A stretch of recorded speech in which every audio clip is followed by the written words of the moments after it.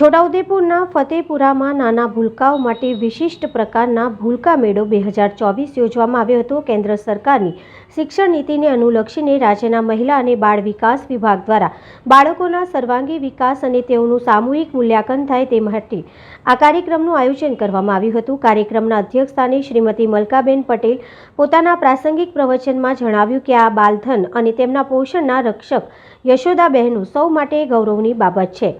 નરેન્દ્રભાઈ મોદી નારી શક્તિને ઉજાગર કરવા અથાગ પ્રયત્ન કરે છે અને તેનું પરિણામ આજે ભારતના ખૂણે ખૂણે દેખાઈ રહ્યું છે।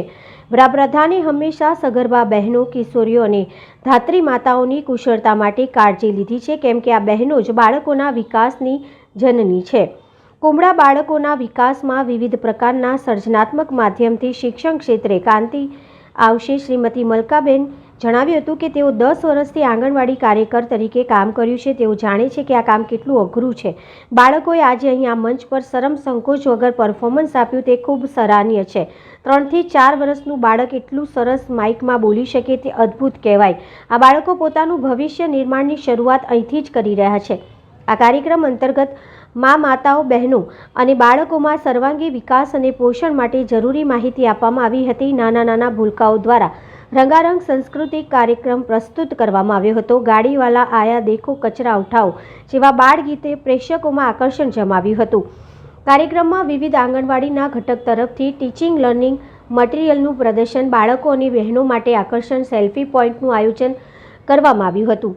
ICDS કચેરી દ્વારા માતૃશક્તિ યોજના, કિશોરીઓને આયર્નની ગોળીઓ, આંગણવાડીના બાળકોને ગણવેશ વગેરે સુવિધાઓની આવનાર બહેનોને માહિતી આપવામાં આવી હતી। કાર્યક્રમને અંતે માતા યશોદા એવોર્ડથી ઘોષણા કરવામાં આવી હતી। આ કાર્યક્રમમાં આંગણવાડી કાર્યકર અને તેડાગર બહેનોને માતા યશોદા એવોર્ડ આપવામાં આવ્યો હતો।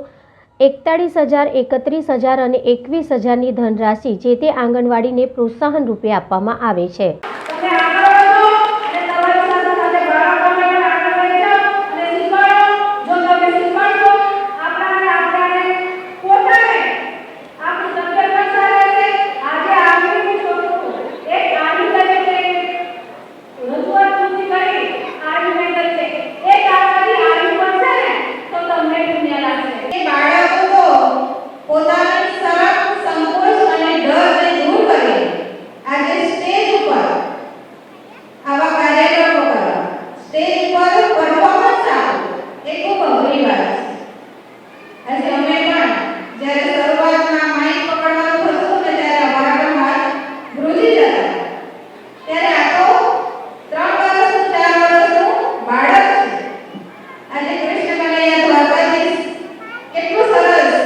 માઇકથી બહુ સરસ બોલ્યો।